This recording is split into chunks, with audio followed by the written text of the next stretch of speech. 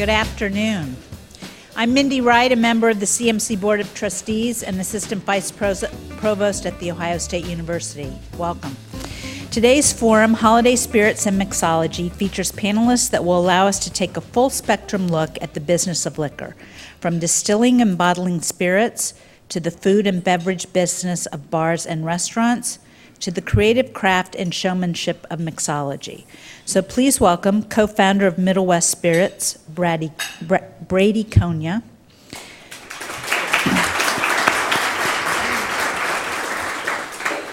nationally acclaimed mixologist of Emmett Miranova, Chris DeLavi, mixologist and owner of the trend-setting Denmark on High, Gary White, and one of CMC's favorite speakers and hosts, the editor of 614 magazine, Travis Howisher. Travis, the podium's yours.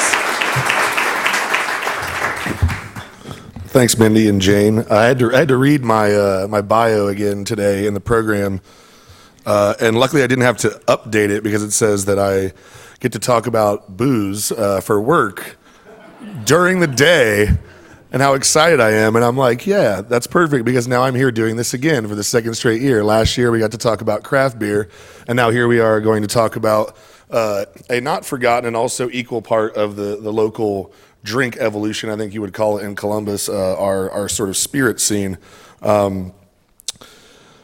Brady, it's funny because Brady and Chris and Gary, I all know, I would say through my work with the magazine, but also through my hobby of drinking as many delicious cocktails in Columbus as humanly possible.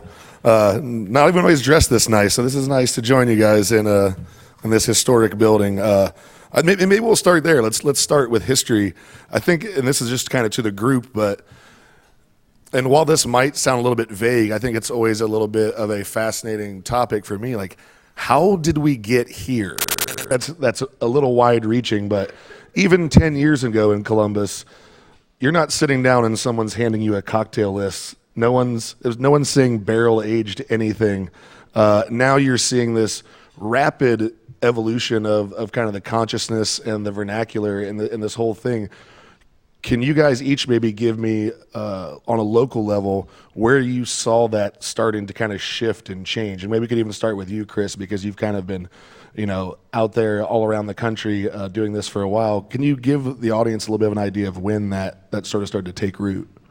Yeah, absolutely. 10 years ago, there were no cocktail bars, and there were no bars that were doing anything fresh. And so I think I and a couple of other people started first with that, doing fresh cocktails and fresh ingredients, and then with that came competitions that came to our city, and that started kind of building this cocktail community. The distilleries, which was tremendous for us to have, people actually distilling spirits here in our city, and then the USBG, which is the United States Bartenders Guild, which I'm the president of. And, when we started the chapter here, we had 4 members, and now we have 75 people, which is incredible. And so, most of the people that you see in these bars and restaurants are part of that guild, and it's just a community of bartenders. So it's been a process for sure over the last 8 to 10 years, but it's going strong. Now, I would like to get back to the USBG here a little bit later, because I think that is a key part that I think a lot of people here today probably aren't highly aware of. Sure.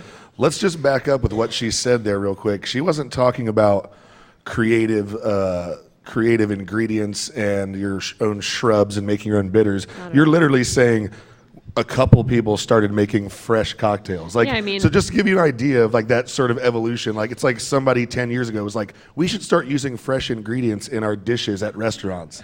It's true though. That's how long it's taken for this to kind of take root here, and how rapid it's evolved over the last 5 to 8 years. Bartenders were using bottled sour mix and things like that. We weren't using fresh juice. Now we have juicers on our bars, and we juice. And we would never think ever to use anything that came out of a bottle. Of course it's fresh, always, every time. And Gary, maybe I can have you jump in here, but I think it's similar to the way we talked last year with the craft beer revolution, that, it used to be like, okay, maybe you have an IPA in the corner of the bar, and now it's you don't even open a bar if you don't have 25, 30 taps. It's suicide borderline. So, or you can open a cocktail lounge because we have three. Yeah, let's open a cocktail lounge. Yeah. At a cocktail lounge, you have 3 beers, and that's fine. But I think that's an interesting part right there. Is that like these are the things that the average public doesn't necessarily think about. Or like you're saying that well, we wouldn't be caught dead using sour mix. These are the things that we traditionally have at our home bars because you're not sitting there and mixing up a fresh cocktail. Do you see those things carrying down to on the consumer level? I think there's clearly such a massive increase in people's education and interest in making these things at home. I would say the interest in the bar culture really kind of sprung from the interest in the food culture. People generally being more interested and concerned with what they eat and the things that they are ingesting. So all of a sudden, one of our big things is we try to get rid of anything that's processed out of, we try to get rid of all those things. Do everything fresh, it's something that I think the food industry picked up a little bit before, and the bar industry has kind of started to pick up, and it's really taken a lot of momentum over the last 10 years for sure. And you guys typically, I think, tend to mimic the same personality traits of those line cooks, those sous chefs, those executive chefs, the same personalities that we kind of get across in some of our magazines.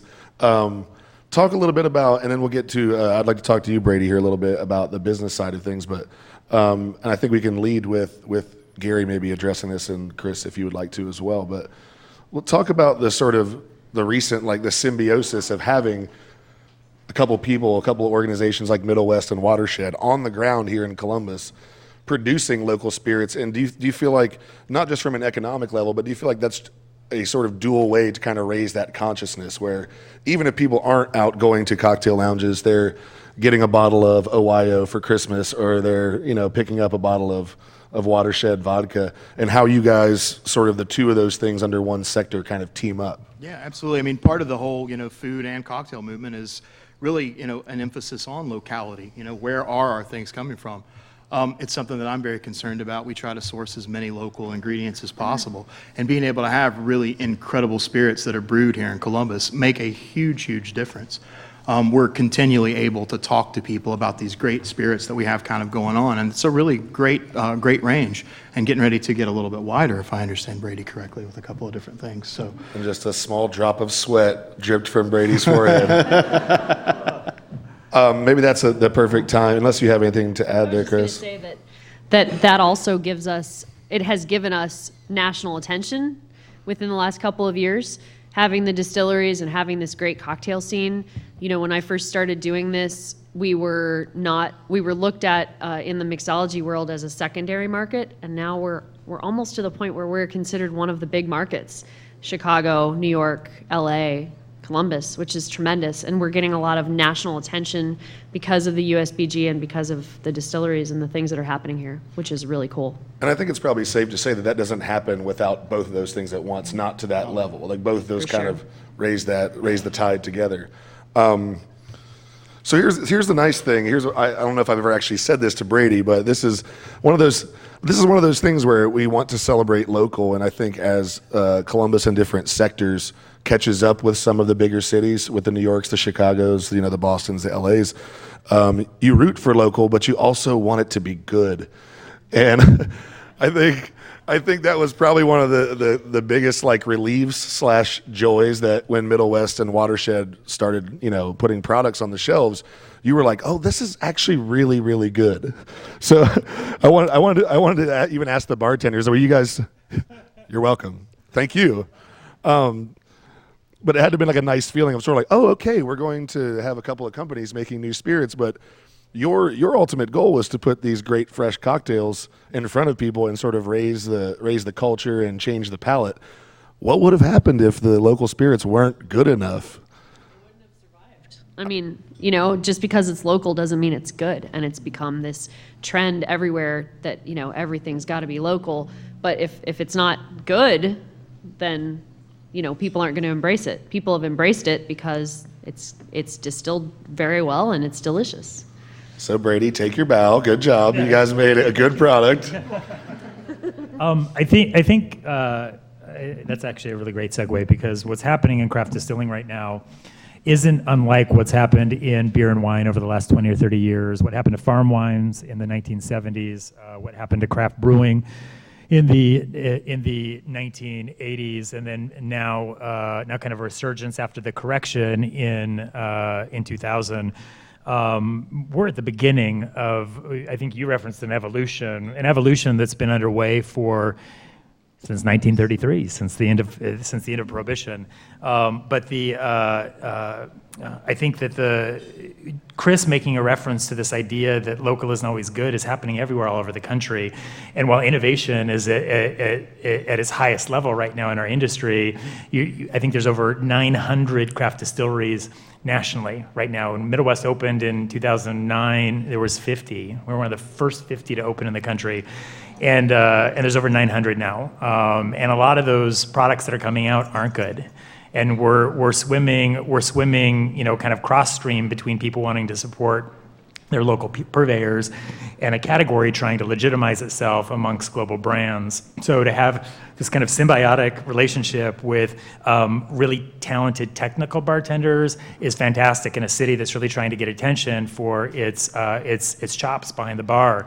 Now, that being said, the vast majority of the volume that's sold in the state of Ohio is not through technical bar programs. It's still in burger joints and dive bars and chain restaurants, and there's a lot of work for us to do. But in every category, take for instance something like athletics, you've got companies like Nike that markets to professional athletes, and they make products for professionals and the professional in all of us. And I think that Gary's reference to the food culture and all of us getting a lot more thoughtful about what we eat, craft spirits in particular, and spirits in general, have become a lot more attuned to that language much faster than beer. In terms of cocktails being culinary, cocktails being food, liquor being food, because quite frankly, local beer isn't sourced locally. Local spirits are. So the economic impact of what a distillery can produce in a state like Ohio is 5 times that of a brewery for the same amount of product, simply because we actually source most of our grains, ingredients from here. Right? So these aren't just local recipes, but they're local ingredients with a sense of place in the way they taste because they come from here. And I think because of that, the vernacular that we share in the kitchen, behind the bar, and its producers have created a really interesting relationship that has allowed Columbus, even in 10 years, to ascend into a place in a national conversation with potential that I don't think we all saw coming just a few years ago. I just love that you basically said that now beer and spirits are considered food. Yeah. I'm excited. I'm like, yes, I'm allowed to have that at noon. Yeah. Leave me alone. I'm just supporting Columbus. Everything's fine. And I'm still going to keep drinking Bodie. I mean, I'll drink local, however local is. That's the other maybe good place to transition there too. What is the biggest hurdle? Because I mean, you're talking about swimming in a somewhat diluted independency and also being part of this giant ocean of spirits and these major brands. What is the biggest hurdle to overcome? Is it price point? Is it brand familiarity? A combination of both? Or maybe has that even shifted somewhat over the last 5 years? What your main target is to try to get into those people in the burger joints, or get into those people who are just sort of like, I buy a bottle of Grey Goose, or I buy a bottle of this. Well, we're not any different than a regular retail consumer packaged good. I mean, it's the difference between a local syrup maker coming out and trying to find shelf space against Nestle. The difference is that the regulation in our world is significantly different. Even in Ohio, breweries and wineries make 3 to 5 times as much profit on a single bottle or can as opposed to a distillery. The taxes and the cost of entry and the barriers to entry are significantly higher for a spirits maker because of the hangover from Prohibition that ended in 1933. But we're still dealing with, I think, the mindset of sin taxes and that I think Ohio's budget for revenue for alcohol this year will usurp $1.1 billion. It's a big line item in the state's budget. So their interest in re-regulating that very quickly has been tepid at most. And actually, this is the first year that we're actually seeing some movement in there. So I think regulation is a big piece of that. But on the other side of it is just from a product standpoint, there's a premium in craft spirits that's around this perceived sense of scarcity. This idea that if you've got something good and it's hard to find, everybody wants it. But as soon as everybody has it, nobody wants it, or you don't get the premium anymore. And the honest back end of that is that we could, even in our existing remodel, would be probably one of the top 5 largest craft producers in the country from a capacity standpoint. But that's still 1/1000th of what a major producer in Kentucky would produce. We're tiny in terms of economies of scale, and quite frankly, in order to make money and create the budget to go out and advertise and promote your product outside of the state of Ohio, because for us to be an enduring company long-term and have employees with medical insurance and all those things that you want to be when you grow up into a real business, the kind of scale that we need requires us to have relevancy in markets that aren't local. And quite frankly, the local story doesn't pan out in Boston or New York or LA when you're in Columbus. So we have to work a lot harder, and maybe getting a little bit ahead of myself in terms of what's coming down the line, but a big piece of what we're trying to do is diversify our revenue and our story and our offerings, and create other ways of ensuring that the business is in a good place over the next 5 years, so we can pour money back into our passion for craft spirits and ensure that the brands that we produce here locally have relevancy in markets that aren't local. Wait, Brady, you don't need to have health insurance. You have whiskey. Yeah. Just like 1933, it's medicine. Can you, and after this, I'd like to talk with Gary and Chris a little bit more about the kind of community that we've seen spring up from the USBG. But can you give the audience a little bit more? Can you shine a little bit more light on exactly to what extent we've had these conversations personally. This is stuff that's been in the press. Exactly how much more punitive the way the state handles spirits compared to buying your keg of local beer or wine. Yeah. So imagine until maybe 2 years ago, if you came into Middle West Spirits and we walked you through an experience, a tour, and we shared samples with you, we couldn't charge you for that. We could charge you for the experience, but we couldn't charge you for the samples. In fact, the state forced us to give you our products for free. I mean, it's pretty outrageous. Kind of says it all right there. Yeah. In addition to that, we couldn't serve you a sample of that alcohol in the way that you would traditionally drink it, which would be in a cocktail or with foods. If you're a brewery, you can not only charge for your samples, but you can serve beer, wine, and liquor, just like a restaurant, along with food. If you're a winery, you can do the same thing. If you're a distillery, you can serve neither beer, neither wine, neither spirits or cocktails, and you couldn't charge for your samples. So, and then once your product gets into market, the state marks it up 46%. The feds add another 10% on top of that you pay when you make it, not when you sell it. And then if we want to sell it at the distillery, we have to buy it back at state wholesale. And we don't even get the commission on it. So it was, at the end of the day, a lot of our folks in the industry were like, why did you even get into the business? Because the pro forma doesn't really show much of an ROI for a while. But I think part of, the writing is on the wall, and I came from Seattle. I'm a transplant here. 8 years ago, we were just talking about the fact that many of us met nearly 8 years ago, and I thought I'd only be here for maybe 2 years at most. And I fell in love with the city during the downturn of the recession, and still found a spark with my business partner to want to reinvest in the city and stay here.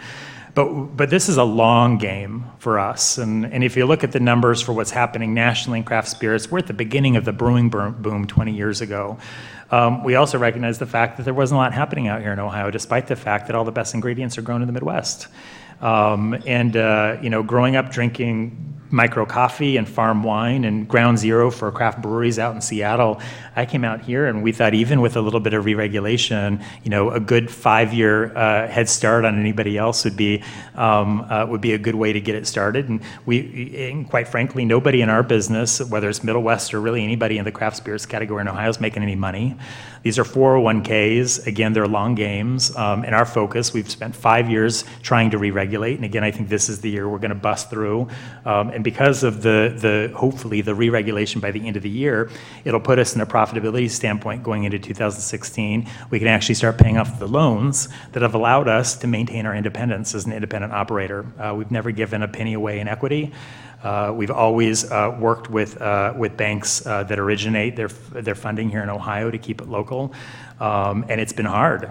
We have to sell a product to buy a barrel, sell more vodka to buy more whiskey barrels. We've done that for 6 years or 7 years, and because of that, we're in a place now where I think the regulation and the profitability hopefully will catch up. But at the end of this, when we talk about diversification and what it means for us as a company and what it means for you as a consumer, especially one in our own backyard, I think that's where things start getting really interesting and where we start getting really excited about what's coming down the pipeline.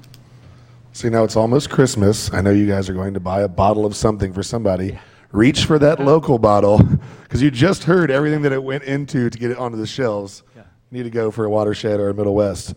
So Chris and Gary, you guys could answer this in whatever order you like. But first of all, I think I would like to propose this. Even though this is your decorated title, we can come up with a better term than mixologist, right? It's terrible. I hate it. It's like that shows how young the craft cocktail scene is that I feel like somebody just made it up in a newspaper in Portland like 20 years ago, and then they just have to stick with that. It's like a Red Robin term or something. Yeah. I don't mixology.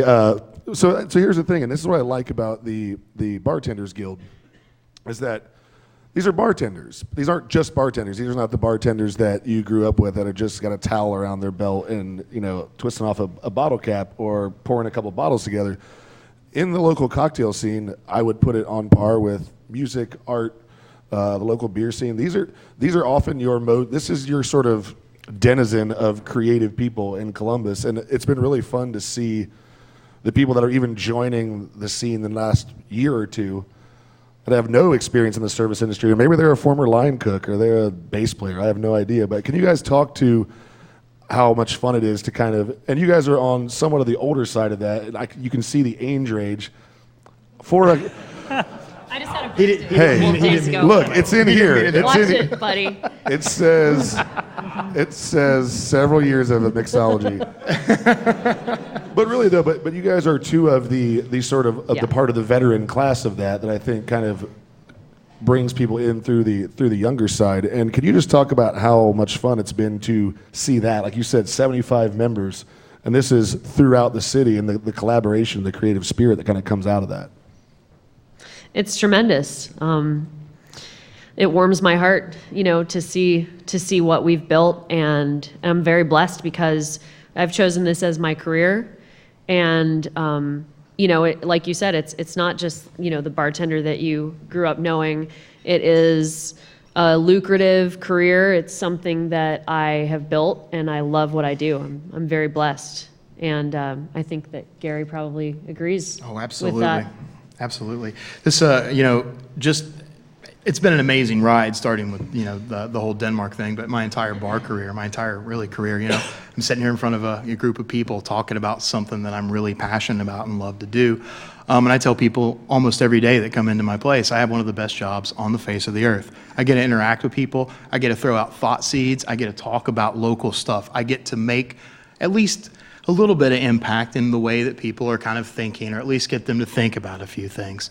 And we also, at the same time, get to craft some really incredible cocktails that elevate the way that people drink, the way that people think about food and how we drink, which I think is very important. I mean, maybe this is a little bit of a philosophical question, but I mean, I think part of the fascinating thing about this is that, like, people associate classic cocktails somewhat, less so now, but I mean, with maybe this rarefied air, or this sort of, there's maybe this sort of perceived pretension there. What is it that you might say to make people understand why it's an interesting, cool thing beyond just sort of like, I don't really care about elevating my palate. What's the narrative there? What's the story? Because I think that's something that I can see even just walking into some of these cocktail bars, that it is about the experience, and it is about, whether that sounds corny or not, a sort of like narrative or a sort of experience about what, what's happening with that drink and where it's coming from. Well, I think that goes back to what you said about being a mixologist. I mean, I've been called every possible in your magazine, you know? I run really, out of like, ways to say they're really, really good at all making the really different good drinks. titles. I mean, when it comes down to it, I'm a bartender. I tend the bar. I want you to come in and feel amazing at my bar, and when you leave, I want you to want to come back to my bar. And so, you know, I think that's a big part of it. That experience is all about hospitality and making you know, a great cocktail, but you come because you want to hang out with me, you know, because I give you that experience. And M is a great backdrop, obviously. It's a beautiful, amazing restaurant. But if I was a jerk, you know, you wouldn't come back. So I think for me, it's all about hospitality. And I make a great drink, but it's about the hospitality part to me. Yeah, you can't forget the classic part of the bartender role, which is for people to feel like they want to pull up a stool. Right. And I think whatever they're ordering. I think in the country there are definitely the pretentious, I'm a mixologist people in bars, but they're not all that way. I mean, from personal experience, it's interesting to watch that balance because you have a lot going on back there. Right. You know, I mean, like the public didn't stand up one day and say, I desire for all these cocktails to have 15 more steps in them. That came, well, it did though. It came organically from the people that were interested in making those things. And Yeah. I think that's a good point that you bring up, that like at the end of the day, it still has to be something comfortable and fun that people will keep coming back to. Yeah. While also getting that great cocktail. Right. Well, I think a lot of that's about reading your guests and reading the people that are walking up to your bar too. You know, what kind of experience are they looking for? I've got people that come in that want simply to have a drink and they just want to be in a fun environment with different things going on. And you've got the other people that will gather around and, you know, just grill you on just different things. I want to gather knowledge out of you. Those are some of my favorite people. You know, I get to really explain, you know, what's going on and, you know, get, you know, a little bit of a better idea of the craft, you know, and explain that out to people. So yeah, and I agree that the whole mixologist term, I think, is a little bit of a, I don't know, a foofy kind of term. We're bartenders, you know, we tend bar. There's nothing real fancy about it. Excuse me. I think that there's also, you know, something that's kind of coming down the pipeline, and certainly something that we see in a lot of markets across the country is, I don't know if we reference it as trade bartenders or technical bartenders as opposed to kind of part-time seasonal bartenders. But the same way that food kind of went through this whole locavore thing and is now kind of, you do local because it's the right thing and everybody's doing it. It's not a reason to market it that way anymore. Now it's really about finding the best things that are local. And in the cases that you don't have the best things local, well, then don't use them, right? So on the bartending side, on the food and beverage side, I think we see the same thing where a lot of these very advanced technical bar programs from a skill standpoint, certainly aren't lessening their chops, but from an execution standpoint, some of the best bar programs in the country are simplifying some of their cocktail menus, and not talking about classics per se, but talking about the beauty of spirits and celebrating those flavors as opposed to the 14 steps of infusions and presentation garnishes and things like that that go into, you know, a drink that takes, you know, 7 minutes to make. So I think that there's a balance there, and when we go back to kind of that Nike analogy, you always have to have people that are pushing the art and creativity and the science on the front end of the business. But by the time it gets back to the middle of the bell curve, all we're hoping is that the conversation is elevated a little bit more, and that people start to know the difference between a bourbon and an Irish whiskey or an American wheat whiskey. Do you know what I mean? It's just giving people some good basic tools in the conversation around the kind of drinks that we produce in order to become smarter consumers. And sometimes the pendulum has to swing both ways before it kind of finds a happy medium. That's another part of the balance that's kind of funny too, is that as a consumer, I learn more from going to more cocktail bars and learning more about what these drinks are. And then when you go to another cocktail bar, you have no idea whether they're going to treat you like you're fresh off the street or like, no, I know what bitters are. You know, I mean, because the way that the consumers kind of like elevate, it's wavy, it's all over the place. So it kind of adds an extra wrinkle to your job as well, where it's like you don't have to explain to somebody what a beer is, you know, in your old standard like bartender sense. Travis, think about this. Think about going to a bar and paying $13 for a cocktail that comes out of a draft system. Like a few years ago, I think it would really raise a lot of eyebrows that we're paying a premium price for a cocktail that literally the bartender is going like this over ice, right? But I think in practice, as you go out, and you definitely go out to some of these really great technical bar programs, you start to realize that in fact those cocktails are still made freshly, and the reason that they're batched isn't only just for speed, which certainly helps in a busy bar, but to ensure that every cocktail you get is perfectly balanced and consistent through the service. So it's still justifiable at the same price point, absolutely. But again, I think it's one of those elements as we become smarter about the way that we order our food and drink our beverages. Those things over the next couple of years are going to make a big impact in terms of the way that we create menus and even products. And that might be just a perfect place to end there before we get into our audience Q&A section. Think about, that's probably the best way to describe the rapid evolution in the last 5 or 6 years. We go from being like, hey, we're going to make your drink fresh, to now you might have a part of the consumer base that's actually a little bit off-put that you're going to have a fresh cocktail from a draft system. Like, wait, no, I need to see the bartender make it. They need to do all the things. So we've almost conditioned the customer base in a very short amount of time to a whole different way of imbibing. Obviously, that's I'm making sure we're on time here. This is the portion of our show. This is the tradition at the CMC to hear from you guys. That's obviously the big point. You want to hear. We tell you Columbus's stories, and we want to hear your feedback on that. So at this point, we would invite anyone who would like to line up at the microphone there in the back to ask some questions of our panel. All right, there we are. We have some eager participants. I'm like, is this just the one topic that only a few people want to ask questions about, and they just want to go back? You guys just want to go back over here and have a few more cocktails? That's how you really learn about the craft. I'm going to go ahead and state your name, and then who would you like to direct your question towards? Doesn't feel like it's on. I'm Carol McGuire. Thank you all for being here and adding to our wonderful holiday celebration with CMC. I'm wondering, what's the creative process that you go through to develop a new product in the case of a liquor at the distillery or a spirit? And cocktails. I mean, where does your inspiration come from, and how do you develop those products that, do you have like focus groups, and if so, can I like get on the list? Yeah, real quick on the kind of the consumer packaged goods side. Any product that my business partner Ryan Lang and I come up with is usually about a year in development. There's a lot of tasting. Clear spirits a little different than dark spirits. Grain to bottle for testing in a clear spirit like a vodka or a gin, or even something like a brandy, can happen fairly quickly in a facility like Middle West. Usually inwards of 30 days to do good iterations on a product. Dark spirits, you make a dark spirit, you don't know what's going to happen. It's got to sit in a barrel. A straight whiskey, the youngest whiskey that I would normally buy on a shelf is a minimum of 2 years in barrel. And barrel aging of a whiskey, it goes through all kinds of different points in its maturation process that, again, you never know just when it's going to hit a perfect inflection point until it gets to that.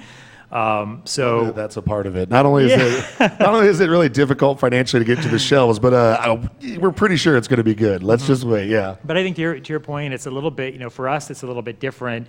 Our snapshot is 1 to 3 years out and trying to anticipate where market trend is going. Not unlike fashion.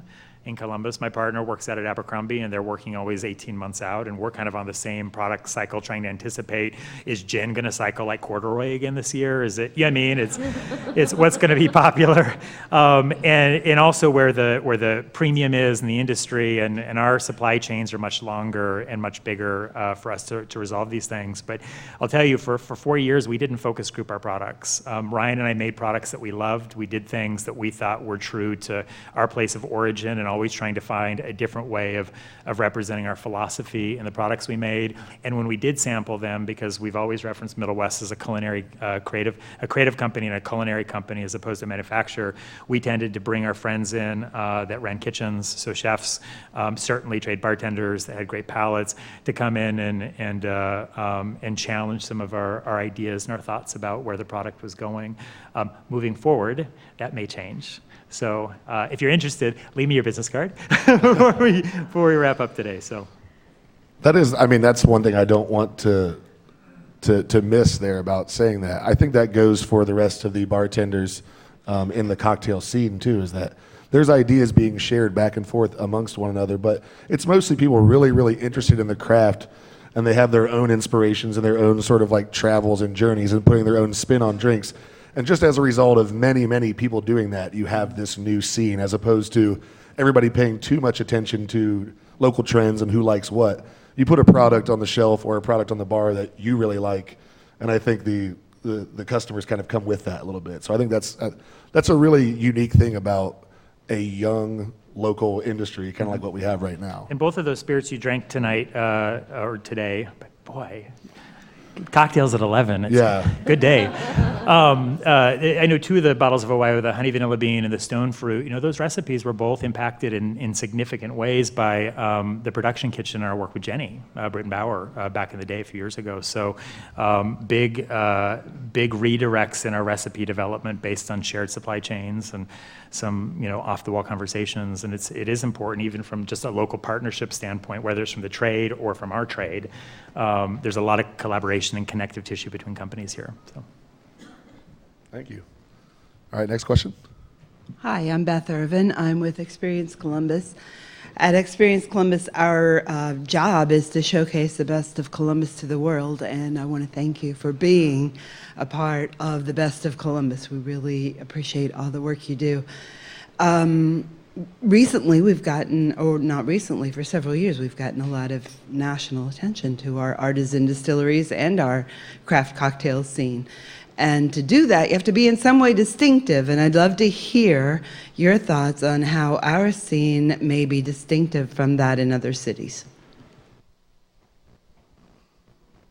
Yeah, it's your turn, Chris. You're the president. I think we're distinctive because we're not New York or Chicago, and yet we do have, a big scene here. We have a lot of people who are really serious about it. Our food scene is great. We've got, the distilleries, we've got breweries, and everybody is now taking it seriously. So you've got a lot of people who are making this their life's work. We've got some really great cocktail bars. The United States Bartenders Guild, that's been a big part of it because we've built that chapter. And when we first started, so going back 6-7 years ago, there was one chapter for the whole state, and there were 4 people in it. And the president was in Cincinnati, and then I was here, and I was the secretary, and somebody else was in Cleveland, and we were all trying to get together for meetings, which never happened. How long ago was that? That was 6 years ago. Wow. And we never did anything with it, So then I kind of really started to embrace it and build it here. And once we got enough members here, and Cleveland got enough of their own members, we split. So Cleveland got its own chapter. So now they're up to like 75, 80 members as well. And then we just continued to build ours. It's given us a lot of national press. And like I said, it makes us distinctive because we are now looked at as more of a major market in the country as opposed to, little Podunk, Ohio, which a lot of people thought we were for a long time. I think there's a lot of really great bartenders in this city that are really pushing the envelope and doing some really, really unique and exciting stuff too. And that's from, looking at, nationally what's going on. We have some really talented people that are working in this town.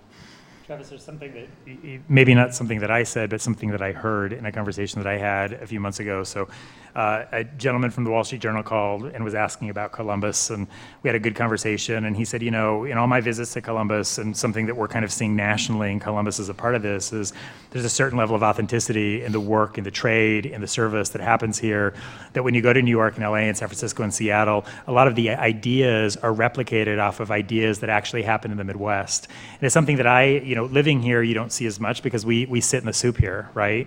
But having somebody else coming from a first-tier market, a major market, and coming in and saying, oh, there was this really great idea that opened in New York that, by the way, copied your company, right? Or copied your menu, and they killed it with, a lot of additional resources, but it didn't have the authenticity of what's happening out here. And I think that's a big part of our flavor. Is this is ground zero for new ideas.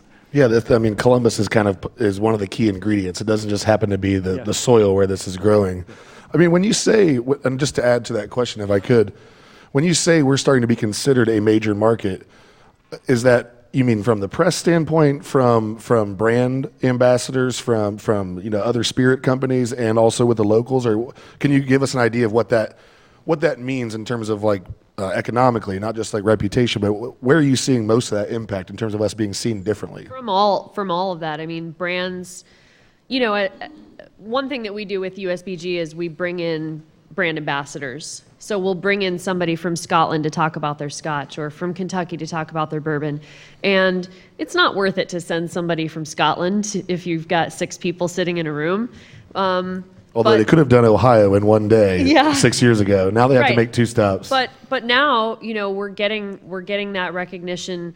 We're getting big national competitions. We're just we're seeing them not pass us by and only do New York and Chicago, but like Columbus is a stop as well, or Cleveland, So it's great. So we're just getting a lot of press nationally in the mixology world. Call us a flyover state if you want, but you're missing out on some good booze. Mm-hmm. You should stop. Jane, Brady, do you have something to add to that?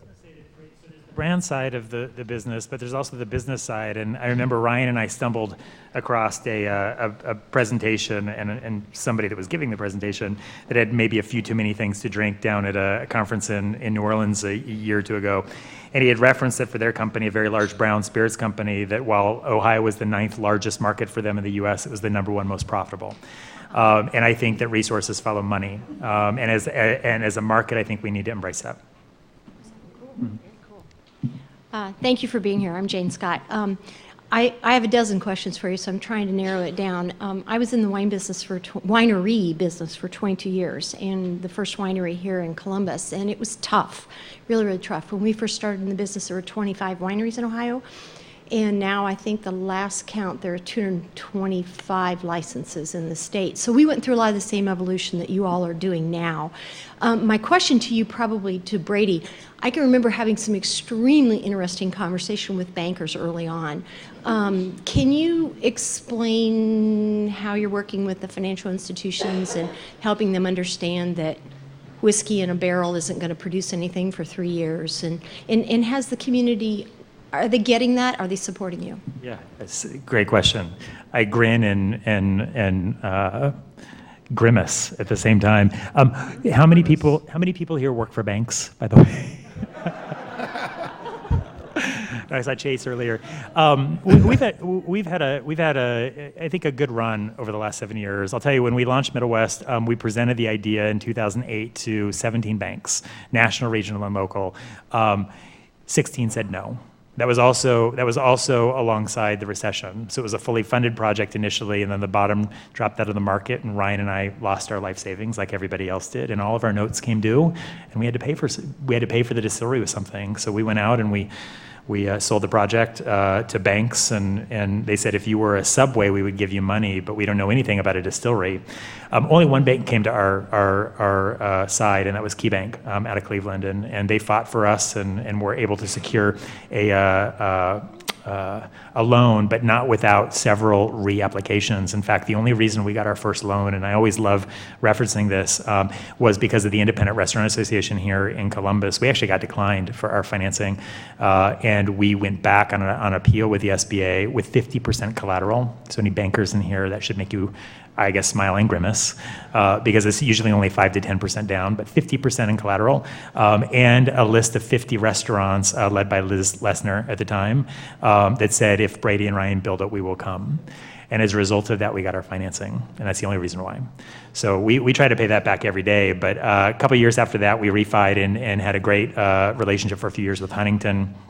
And as a result of changes in the market and our desire to become a little bit bigger, and maybe Huntington at the time was a little less creative in the way that they thought about collateralizing assets. And I think that goes back to the wine business, is that if you were to tell a winemaker that Burgundy that they had in their cellars for 10 years or 15 years was only the cost of the grapes and the wood, it would be offensive. And in the financial markets, we were offended every day on the way that traditional financial institutions were looking at our assets.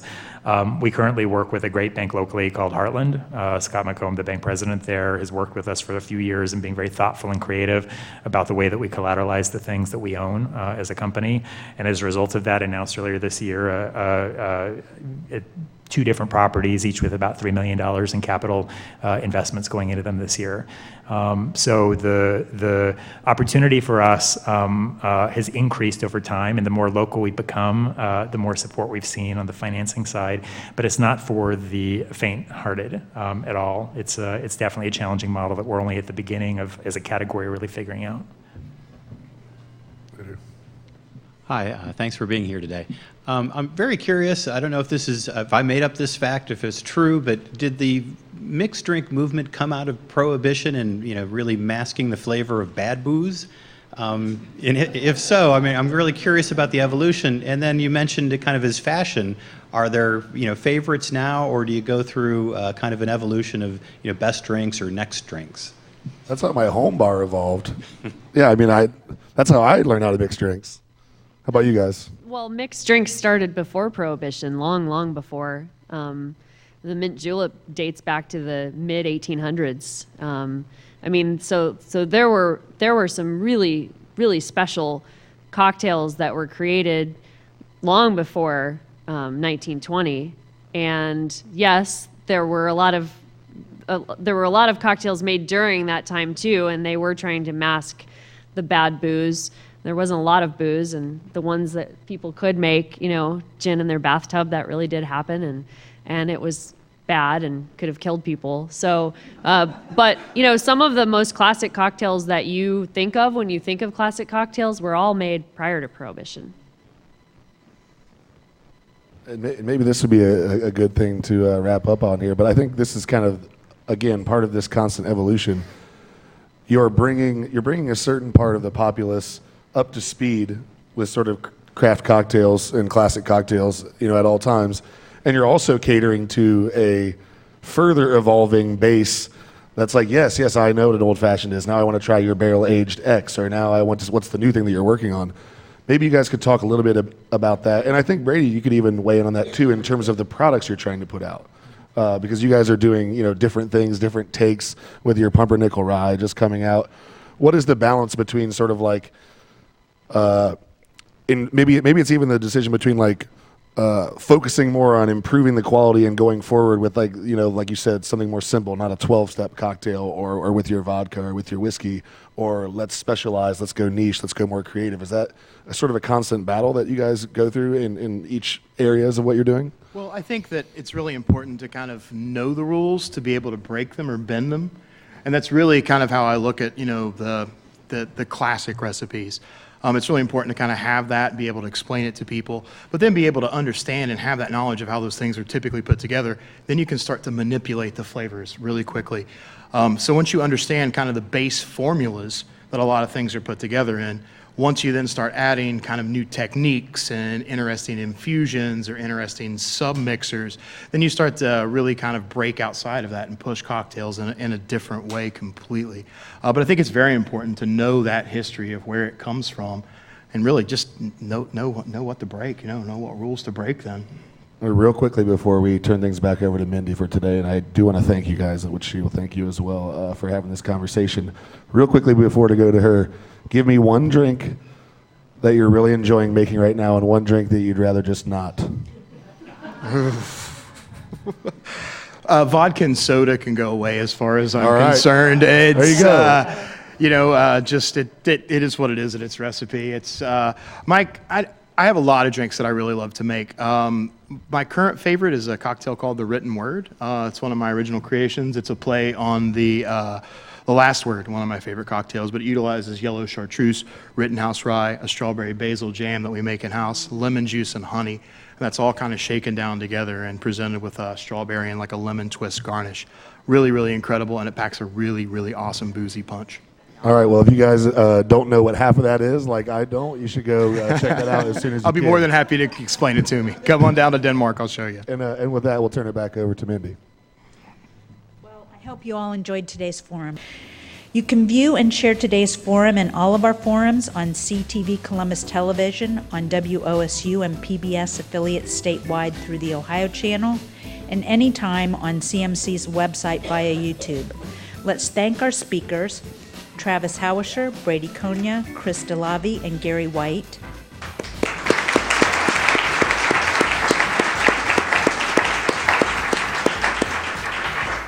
And thanks to all of you for being here. We'll see you next year.